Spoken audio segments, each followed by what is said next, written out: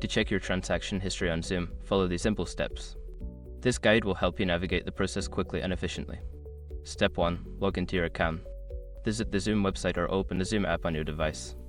Enter your email address and password to log into your account. Step 2. Access the transaction history. Don't continue before doing this.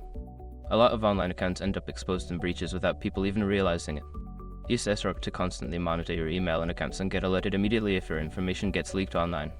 It scans billions of breached records 24/7 in the background. And honestly, for a few dollars a month, it's something everybody should probably have. Link in the description. Step 3. Filter your transactions. You may have options to filter your transaction history by date or type of transaction. Use these filters to narrow down your search for specific transactions. Step 4. Review transaction details.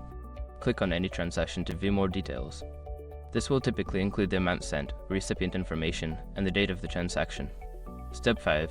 Download or print history. If you need a record of your transactions, look for an option to download or print your transaction history. Follow the prompts to save or print the information.